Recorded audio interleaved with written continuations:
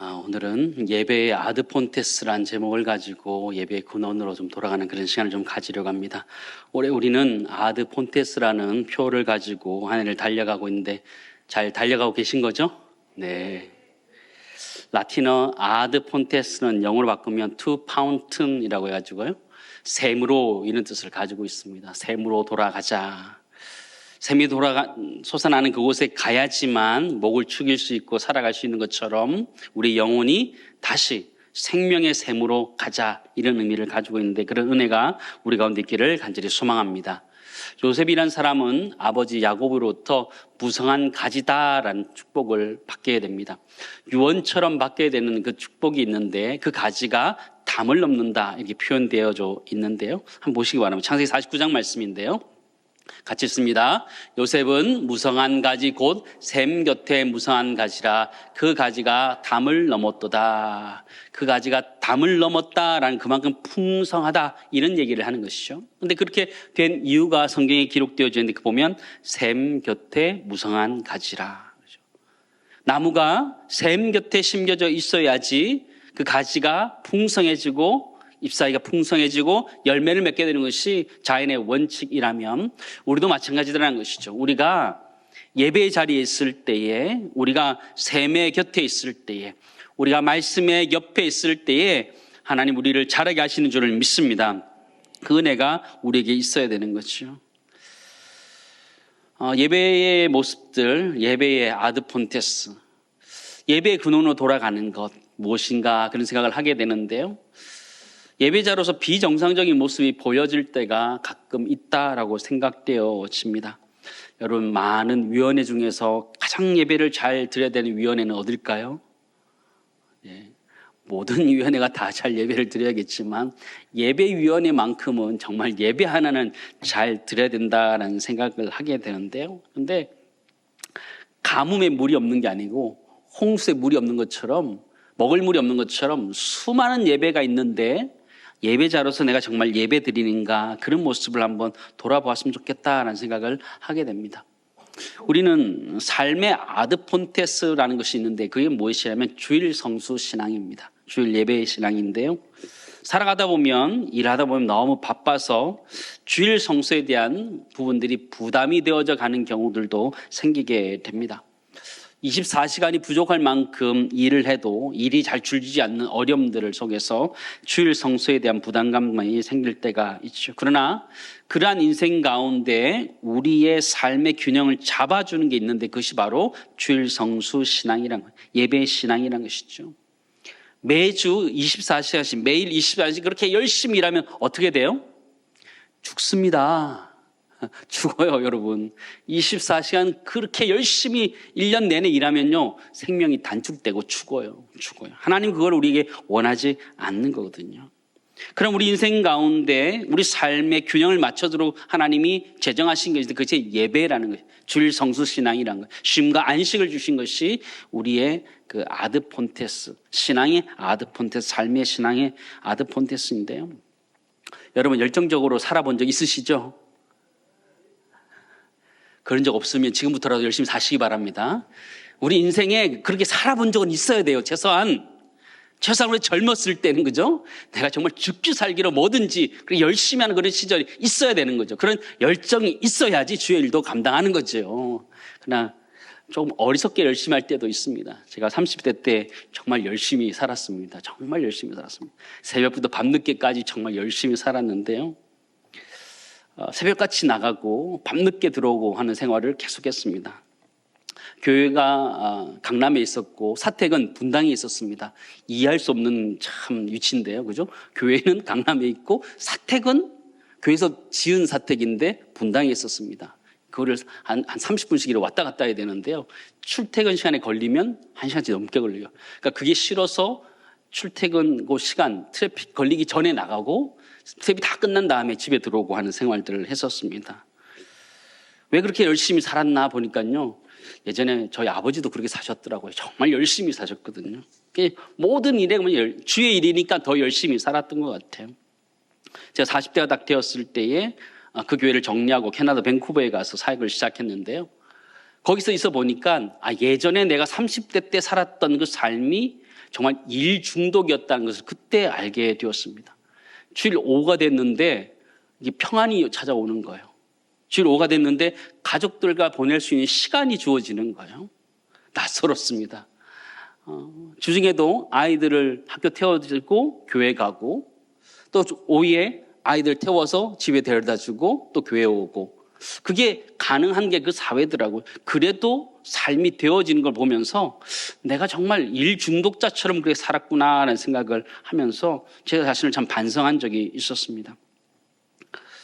가족이 있다는 것, 퇴근을 한다는 것은 사실은 저 자신이 일 중독하는 것에서 그것을 내려놓을 수 있는 가장 좋은 명분이었다는 것을 저는 깨닫게 되었습니다.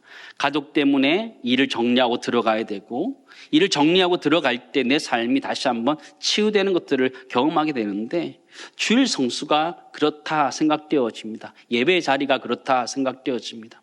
우리 삶에 힐링의 아드폰테스가 있다면 그 바로 예배의 자리, 주일 성수의 자리라는 것입니다. 마태복음 11장 28절 보실까요? 같이 읽겠습니다. 수고하고 무거운 짐진 자들아 다 내게로 오라, 내가 너희를 쉬게 하리라 말씀하시는 거죠.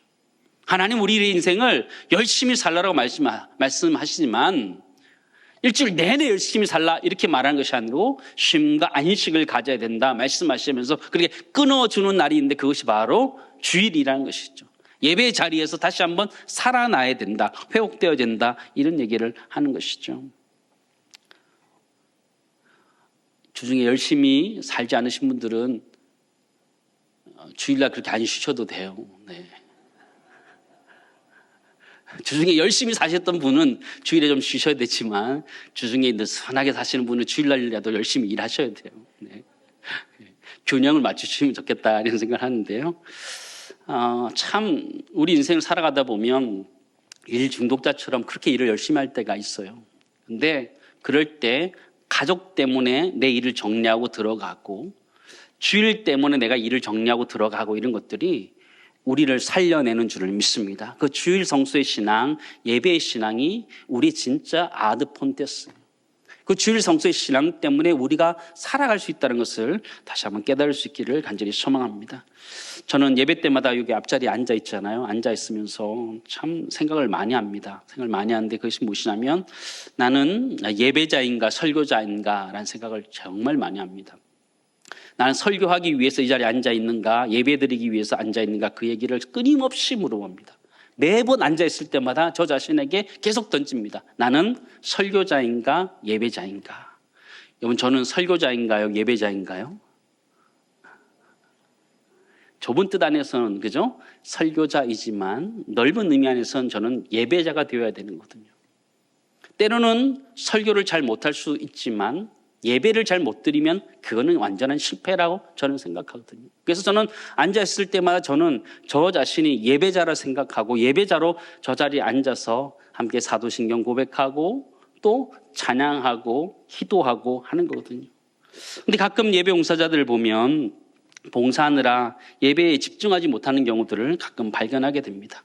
많은 예배들이 있으니까 1부 못 드리면 2부 드리고 2부 못 드리면 3부 드리면 되지 이런 생각을 하고, 또 3부 못 드리면 온라인으로 드리지 이런 생각을 하면서 예배를 등한시하는 경우를 발견하게 되는데, 그러다 보면 예배 감격을 잃게 되고 세미교는 예배를 잃어버리게 되는 것을 우리는 발견하게 됩니다. 우리 바라는 것은 우리 예배위원회 이 자리에 앉아있는 우리 모두가 예배의 봉사자가 아니라 예배자가 되시기를 주님은 축원합니다. 그게 아드폰테스예요. 근원이에요. 내가 예배자로서 근원으로 돌아가는 것이 무엇이냐? 내가 예배자로 앉아 있는 거예요. 예배 섬김으로, 예배 봉사자로 이 자리에 앉아 있는 것이 아니라 한 사람의 예배자로 하나님을 예배하기 위해서 앉아 있는 것, 그것이 진정한 아드폰테스고 그것이 진정한 예배자의 자세라는 것을 우리 잊지 않았으면 좋겠어요. 누가복음 10장에 보면 여러분 마르다와 마리아 이야기 잘 나와 있는데, 이거는 우리 예배의 섬김이들에 대해서 너무나 잘 설명해 준다, 저는 그렇게 생각도 되어집니다. 언니 마르다의 모습과 동생 마리아의 모습이 아주 극단적으로 보여지죠. 누가복음 10장으로 가볼까요? 그에게 마리아라는 동생이 있어 주의 발치에 앉아 그의 말씀을 듣더니 마르다는 준비하는 일이 많아 마음이 분주한지라 예수께 나아가 이르되 주여 내 동생이 나 혼자 일하게 두는 것을 생각하지 아니하시나이까 그를 명하사 나를 도와주라 하소서 이렇게 표현하고 있는 거죠. 우리 잘 알고 있는 본문의 말씀이에요. 너무나 잘 아는 말씀이에요. 마르다와 마리아 두 사람은 예배를 섬기는 우리들의 모습을 너무나 정확하게 꼬집어주고 있어요. 마르다의 모습을 보면 성경을 보니까요. 준비하는 일이 많아 이렇게 표현되어 있고 마음이 분주하다 뒤에 가면 불평도 많다라는 것을 보게 되죠. 일도 많아요. 마음도 분주해요. 불평도 많아요. 그게 마르다의 모습이었어요. 그게 우리의 모습이 아닌가 우리 자신을 돌아봐야 된다라는 것이죠. 뭔가 바뀌었지 않나 생각을 해봐야 된다라는 것이죠. 예수님이 마르다 집에 왜 들어왔을까요? 한 끼 밥 먹기 위해서 그 집에 들어오셨을까요? 아니요. 예수님이 그 집에 들어온 이유가 무엇일까요? 마르다로부터 한 끼 잘 대접받고자 하는 그것 이면에는 주님이 그 집에 오셔서 마르다에게 해주고 싶은 말씀이 있기 때문에 오신 것 아닐까요? 예수님 밥 한 끼 얻어먹기 위해서 마르다 집에 왔을까요? 거지예요, 주님이? 그거 얻어먹기 위해서 왔어요? 아니잖아요. 주님이 마르다의 집에 온 이유는 마르다에게 해주고 싶은 말씀이 있기 때문에 그 집에 온 거죠.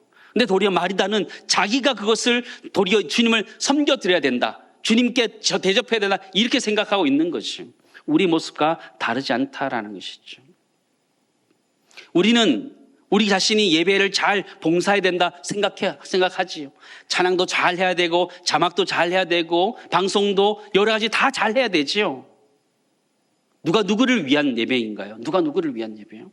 우리가 하나님을 위한 예배를 드리긴 하지만 가만히 보면 하나님이 우리를 만나고 싶어 하시는 장소가 바로 이 예배의 장소라는 것이죠. 예배의 시간이라는 거예요. 그런데 나는 내가 하나님께 뭘 봉사한다 이것 때문에 하나님 나에게 주시는 은혜를 잊어버릴 때가 너무나 많이 있더라는 것이죠. 사랑하는 성도 여러분, 하는 일이 많고 분주하고 불평이 많으십니까? 일을 줄이셔야 됩니다. 일을 줄이셔야 돼요. 나 없으면 일 못한다고 그런 경우도 있을 수 있죠. 그러나 우리 자신이 살아나야 돼요. 우리 자신이 살아나야 돼요. 살아나야 되는 거죠.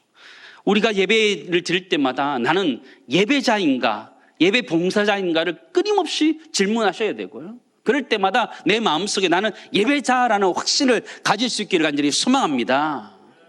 내가 주님을 봉사해드린다 그런 게 아니고요. 주님이 나에게 주시고자 하는 것이 무엇인지를 고민하고 그 시간 은혜 받기 위해서 사모하는 것이죠. 찬양 열심히 하고요. 말씀 들을 때 열심히 듣고요. 어려우면 적어보고요 하면서 말씀을 들을 때에 우리의 신앙들이 회복되어 가는 줄을 믿습니다. 예배의 아드폰테스가 무엇이냐? 첫 번째, 우리는 예배 봉사자가 아니라는 사실을 기억하는 거예요. 우리는 예배 봉사자가 아니라는 거예요. 가장 중요한 우리는 예배자로 하나님 앞에 부름받아 서 있다는 걸 잊지 않고 살아가는 은혜가 우리 모두의 있기를 간절히 소망합니다.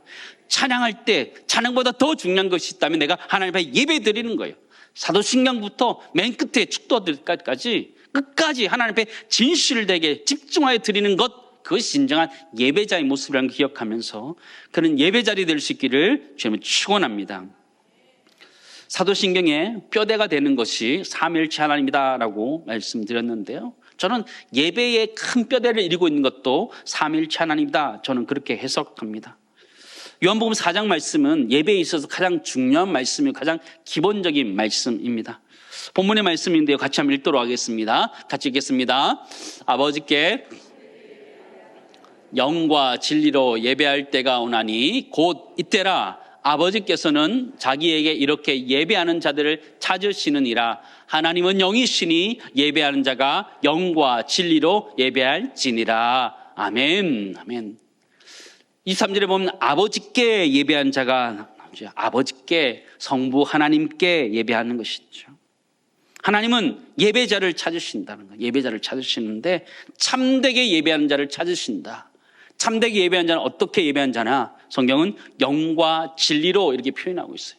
저는 이 부분을 영을 성령으로 해석하고 저는 이 진리를 예수 그리스도로 저는 해석합니다. 영과 진리가 무엇이냐, 여러 학자마다 이야기들이 좀 다를 수 있지만요, 성경을 해석하는 원칙들이, 가장 기본적인 원칙이 있습니다. 그 본문에 나오는 단어 전후에 그 단어가 어떻게 쓰였는지를 보면 그 단어가 무엇인지를 명확하게 알 수 있고요. 또 그것이 또 더 넘어간다면, 예를 들면 요한복음에서 4장에서 지금 찾고 있는데 4장에서 진리라는 것이 발견되지 않으면 앞에 3장이나 5장에서 진리가 무엇인지 찾아본다든지, 더 길게 간다면 요한복음 전체에서 진리가 무엇인지 찾을 때 그 진리가 무엇인지를 해석해낼 수 있는 방법들이 있는데요, 저는 그러면서 한 가지 찾게 된 게 있었어요. 진리가 무엇이냐, 진리가 무엇이냐. 요한복음 14장 6절에 가니까 이렇게 명확하게 나와 있어요. 같이 읽습니다. 예수께서 이르시되 내가 곧 길이요 진리요 생명이니 나로 말미암지 않고는 아버지께로 올 자가 없느니라. 그죠? 요한은 진리라는 이야기를 예배자에 대해서 사용하면서 그는 14장에 가서 그 진리가 무엇인지를 설명하고 있는데, 그 진리가 예수 그리스도라는 거예요. 길이요 진리요 생명이라 말씀하고 있는 것이죠. 예수 그리스도로 예배한다는 의미는 무엇일까요? 진리로 예배한다, 그 의미가 무엇일까? 예수 그리스도로 예배한다는 의미가 무엇일까? 그것은 예수 그리스도 십자가의 은혜로, 죄사함의 은혜로 예배한다라고 볼 수 있는 것이죠. 내가 하나님 앞에 죄인으로서 구원받음에 감사해서 드리는 그 예배, 그것이 진정한 예배라는 것이죠. 내가 하나님 앞에서 용서받은 자라는 걸 깨닫는 것, 그것이 진정한 예배라는 것이죠. 내가 하나님 앞에 나와서 나의 죄를 고백하고 용서받는 것, 그것이 예배의 가장 중요한 것 중에 하나라는 것이죠. 그러므로 우리 예배 자리에 나왔을 때, 우리 하나님 앞에 나왔을 때 먼저 기도하는 것 굉장히 중요해요. 한 주간의 삶들을 돌아보면서 나의 잘못된 것들을 하나님 앞에 고백하고 예수 그리스도 이름으로 용서함 받는 것이 가장 중요한 것 중 하나라는 걸 기억하면서 우리 모두 예배의 자리에서 그런 용서를 체험할 수 있기를 간절히 소망합니다. 그래서 많은 교회들은 예배 시간에 참회의 기도 시간이 있습니다. 그 시간에 자신의 죄를 내어놓고 고백하고 용서를 구하고 용서를 선포하는 시간들을 두고 있는데요, 우리가 그 시간이 꼭 있어야 된다, 그런 건 아니지만 우리가 예배 자리에 나온다면 하나님 앞에서 내가 정말 하나님 앞에 내 죄를 고백하는 말미암아 예수 그리스도로 그 십자가로 말미암아 내가 죄삼을 받았다라는 걸 기억하면서 그 은혜를 누리는 것이 진정한 예배인 줄을 믿습니다. 그것을 우리가 누려야 되는 것이죠. 두 번째 정리하면요, 우리는 예수 그리스도의 십자가로 하나님 앞에 서야 되는 거죠. 예수 그리스도의 십자가로 서 있다는 걸 기억하는 거예요. 여러분, 구원에 대한 감격이 좀 있으십니까? 저는 참 사역을 젊었을 때는 다 열심히 하죠. 그죠? 누구나 다 열심히 하는데 참 물불 안 가리고 열심히 하면서 몸이 상했던 적도 있습니다. 상했던 적도 있고 탈진하고 거의 번아웃 되기 직전에 하나님께서 교회를 옮기게 하셨습니다. 옮기게 하셨고 그 교회에서 설교를 듣는데 계속 강조하던 것이 있다면 그것은 구원의 감격이라는 표현이었습니다. 정말 구원받은 감격이 있느냐 물어보는 것이었는데요, 저는 이 구원의 감격이 우리 신앙의 아드폰테스다 저는 생각합니다. 봉사자의 아드폰테스다 저는 생각되어집니다. 우리가 섬겨갈 때 내 마음속에 정말 구원의 감격을 가지고 섬기고 있나, 내가 하나님의 은혜로 죄사함 받아서 하나님 자녀가 된 자로서 내가 정말 감격을 가지고 내가 살아가고 있느냐 물어봤으면 좋겠습니다. 사도행전 2장에 보면 베드로가 설교할 때 사람들이 복음을 깨닫게 됩니다. 그럴 때 어찌할꼬 이런 반응이 나오거든요. 사도행전 2장 36절 말씀부터 볼까요? 그런즉 이스라엘 온 집은 확실히 알지니 너희가 십자가에 못 박은 이 예수를 하나님이 주와 그리스도가 되게 하셨느니라 하니라. 그들이 이 말을 듣고 마음에 찔려 베드로와 다른 사도들에게 물어 이르되 형제들아 우리가 어찌할꼬 하거늘. 베드로가 이르되 너희가 회개하여 각각 예수 그리스도의 이름으로 세례를 받고 죄 사함을 받으라. 그리하면 성령의 선물을 받으리니 표현하고 있죠. 하나님 주신 은혜를 생각하면 당연히 우리 마음속에 내가 어찌할꼬라는 반응이 나와야 되는 것이죠. 베드로의 설교를 들은 사람들은요, 십자가에 못 박은 예수를 알게 됩니다.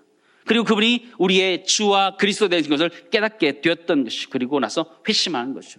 그럴 때 그들 마음속에 어찌할꼬 반항이 일어나는 것이죠. 내가 구원의 감격들을 가지고 있으니까 내가 어떻게 살아야 되는가 그렇게 고민하게 된다라는 것이죠. 사도 바울도 회심하기 전에 예수 믿는 사람들을 핍박하는 자였어요. 예수 믿고 난 다음에 그의 삶이 완전히 바뀌어서 굉장한 사람이 됐다는 거 우리 잘 알죠. 그런데 그는 이렇게 고백해요. 그가 얼마나 열심히 살았어요.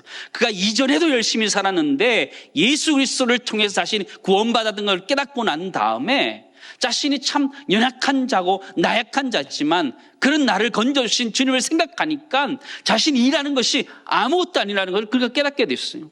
고린도서 15장 말씀 보실까요? 나는 사도 중에 가장 작은 자라. 아니요, 사도 바울은 사도 중에 가장 큰 자라고 말할 수 있어요. 그러나 그가 자신이 고백하는 거예요. 나는 가장 작은 자다라는 것이죠. 나는 하나님의 교회를 박해하였으므로 사도라 칭함 받기를 감당치 못할 자니라. 그러나 내가 나된 것은 하나님의 은혜로 된 것이니 내게 주신 그의 은혜가 헛되지 아니하여. 같이 했습니다. 내가 모든 사도보다 더 많이 수고하였으나 내가 한 것이 아니요 오직 나와 함께 하신 하나님의 은혜로라. 아멘, 아멘. 사도 바울은 그렇게 고백하는 거예요. 자신이 받은 은혜가 얼마나 큰지를 생각하니까 자신이 하는 수고는 아무것도 아니는 거죠. 내가 얼마나 큰 은혜를 받았는지 생각하니까 내가 수고하는 것은 당연한 것이다. 당연한 것이다. 내가 이만큼 한다. 자랑한 것이 하나도 없다. 그것도 하나님의 은혜다. 내가 그만한 일을 감당하는 것 하나님의 은혜다 말하는 것이죠. 그런 자세가 우리 모두 있기를 간절히 소망합니다. 사랑하는 성도 여러분, 우리 섬김의 자세가 그래야 되는 것이죠. 내가 은사가 있기 때문에 이걸 하고 이걸 한다 그런 게 아니에요. 내가 가르치는 은사가 있기 때문에 교사를 한다, 내가 노래 은사가 있기 때문에 찬양을 한다, 그게 아니에요. 시작은 어떻게 되냐, 내가 하나님 앞에서 내가 구원받은 그 구원의 감격 때문에 섬겨가는 줄을 믿습니다. 그게 당연한 거예요. 찬양하는 거 당연한 거고, 교사로 섬겨가는 거 당연한 거, 예배자로 살아가는 당연한 거라는 것이죠. 근데 우리는 때로는 그게 내가 뭔가 잘나서 한다라고 착각할 때가 있어요. 그럴 때 우리는 아드폰테스 다시 돌아가야 돼요. 신앙의 근본으로 다시 돌아가야 돼요. 구원의 감격으로 다시 돌아가야 돼요. 예수 그리스도의 십자가의 은혜로 구원받았으므로 다시 돌아가서 그 자리에서 내가 구원받은 것들을 다시 확신하고 그 구원의 감격을 가지고 살 수 있기를 간절히 소망합니다. 구원의 감격을 가지면 살아갈 때 기뻐요. 때로 내가 가지고 있는 것이 없어도, 잘 되는 것이 없어도 내가 구원받은 것 하나만으로도 배가 부르고 괜찮다 말할 수 있어요. 그런 은혜가 우리 가운데 있기를 간절히 소망합니다. 여러분 마음속에 여러 가지 불평들이 많이 있으십니까? 삶 가운데 풀리지 않는 것 때문에 고민하고 걱정하고 염려되는 게 많으십니까? 여러분, 다시 내가 구원받은 그 자리로 돌아갔으면 좋겠어요. 예수 그리스도의 십자가의 그 자리에 돌아가서 참 나 같은 죄를 용서하신 그 하나님의 은혜를 깊이 생각하게 된다면, 그 깨닫게 된다면 내가 잘 안 되는 것, 그거 탓할 것 하나도 없고 나 자신이 이 땅 가운데 구원받은 것 하나만으로도 하나님께 감사하게 되는 줄을 믿습니다. 그 은혜를 누릴 수 있는 우리 예배자 될 수 있기를 간절히 소망합니다. 성경은 예배하는 자가 영과 진리로 예배하라, 근데 성령으로 예배하라 말하는데요, 로마서 8장에 보니까 이렇게 되어 있습니다. 무릇 하나님이 영으로 인도함을 받은 사람은 곧 하나님의 아들이라. 너희는 다시 무수하는 종의 영을 받지 아니하고 양자의 영을 받았으므로, 성령을 양자의 영이라고 하거든요. 양자의 영을 받았으므로 우리가 아빠 아버지라고 부르짖느니라. 성령이 친히 우리의 영과 더불어 우리가 하나님의 자녀인 것을 증언하시나니, 이렇게 표현하고 있어요. 성령으로 예배한다라는 것이 무엇일까요? 성령으로 예배한다. 성령은 양자의 영으로서 하나님의 자녀인 것을 확신하는 그런 영이에요. 우리가 하나님의 자녀라는 것을 깨닫게 하면서 기도하게 하는 것, 예배하게 하는 것, 그것이 바로 이 성령 하나님이 하시는 일이라는 것이죠. 사랑하는 성도 여러분, 우리 예배 자리에서 기도하고 예배드릴 때마다 성령이 우리에게 어떻게 하시느냐, 성령을 예배한다는 것이 무엇이냐, 내가 하나님의 자녀라는 것을 깨달으면서 예배드리는 것, 그것이 바로 성령이 우리들에게 하시는 거예요. 다른 표현하면 인치심이라고도 표현할 수 있습니다. 에베소서 1장 말씀 보실까요? 같이 읽겠습니다. 그 안에서 너희도 진리의 말씀 곧 너희의 구원의 복음을 듣고 그 안에서 또한 믿어 약속의 성령으로 인치심을 받았으니 이는 우리 기업의 보증이 되사 그 얻으신 것을 속량하시고 그의 영광을 찬송하게 하려 하심이라. 그렇죠. 성령으로 예배하는 것은요, 내가 하나님의 자녀됨을 확신하면서 예배하는 거예요. 성령이 그렇게 하셨기 때문에. 성령 우리에게 하나님을 아버지라고 부를 수 있게 하셨기에 우리 예배의 자리에서 성령으로 예배한다는 것은 우리가 하나님의 자녀인 것을 확신하고 예배하게 되는 줄을 믿습니다. 우리가 예배 드릴 때마다 그걸 확신해야 되는 거예요. 내가 하나님의 자녀라는 자부심, 내가 하나님의 자녀라는 그 하나님이 주신 그 특권을 누리는 은혜가 우리 가운데 있어야 되는 것이죠. 사랑하는 성도 여러분, 우리는 하나님의 자녀예요. 하나님의 자녀가 하나님 앞에 예배하는 것이죠. 사도 바울은 그 사랑에서 끊을 수 없다. 하나님의 사랑에서, 그 그리스도의 사랑에서 끊을 것이 아무것도 없다고 고백해요. 로마서 8장 35절 말씀, 누가 우리를 그리스도의 사랑에서 끊으리요? 환난이나 공고나 박해나 기근이나 적시나 위험이나 칼이라 고백하는 것이죠. 아무것도 없어요. 세상은 그러한 것들로 우리를 위협하고 우리를 겁박하고 우리 힘들게 하지만 아무것도 그 사랑에서 끊을 수 없다 우리에게 말해주고 있어요. 로마서 8장 38절 39절, 내가 확신하노니 사망이나 생명이나 천사들이나 세자들이나 권세자들이나 세자들이나 권세자들이나 현재일이나 장래일이나 능력이나 높음이나 깊음이나 다른 어떤 피조물이라도 우리를 우리 주 그리스도 예수 안에 있는 하나님의 사랑에서 끊을 수 있다 없다? 없다라는 것이죠. 사랑하는 성도 여러분, 예배 드릴 때 성령은 우리가 하나님의 자녀라는 것을 끊임없이 우리에게 얘기해 줄 거예요. 그럴 때 우리가 하나님의 자녀를 분명하게 확신하게 깨닫고 하나님 그것을 성령으로 인치신 것처럼 우리 하나님 자녀를 분명히 깨닫고 하나님 앞에서 안에서 예배하는 은혜가 우리 모두 있기를 간절히 소망합니다. 마지막 성령으로 예배하는 게 무엇이냐? 우리는 성령으로 하나님의 자녀됨을 확신하며 하나님 앞에 서가는 것, 진정한 예배라는 것을 꼭 기억했으면 좋겠습니다. 이제 말씀을 정리하도록 하겠습니다. 사랑하는 성도 여러분, 우리는 삼위일체 하나님을 예배하는데요, 기억해야 될 것이 있다면 우리는 언제나 예배의 봉사자로 예배하는 것이 아니라는 거예요. 우리는 예배자이어야 한다. 그게 아드폰테스예요. 목회자인 저도 예배 사회하기 위해서, 설교하기 위해서 강단에 서지만 그런 자세로 서지 않습니다. 저는 그냥 한 예배자로 그냥 서요. 방금 기도하실 때 참 그 말씀 하나마다 아멘 아멘 해요. 찬양대에 찬양할 때 어떨 때 정말 찬양만 듣고 집에 가고 싶어요. 설교 안 하고 집에 가고 싶어요. 너무 좋아서. 나는 예배 다 드렸거든요. 너무 좋아서 가고 싶어요. 그런 게 예배잖아요. 너무 감사하고 예배하고. 우리 모두가 예배의 아드폰테스가 무엇이냐? 내가 예배의 봉사자로 이 자리에 있는 것 아니에요. 우리 모두는 예배자로 각자의 자리에 있어야 되는 걸 기억하면서 그걸 더 많이 애썼으면 좋겠어요. 마르다처럼 해야 되는 일도 많고 마음도 분주하고 불평하는 일들이 일어날 때면 때로는 잠깐 내려놓고 마리아처럼 말씀을 들을 수 있는 은혜가 우리 가운데 있었으면 참 좋겠고, 영과 진리로 우리는 예배드리는데 우리가 하나님의 자녀됨을 확신하고 성령이 우리를 하나님의 자녀됨을 확신하게 하는 것처럼 하나님의 자녀됨을 확신하며 예배드리고 예수 그리스도가 우리를 구원하신 그 구원의 감격을 가지고 예배드리면서 우리 예배가 회복되어지고 우리의 섬김이 회복되어지면서 정말 기쁜 마음으로 섬겨하는 은혜가 우리 모두 있기를 간절히 소망합니다.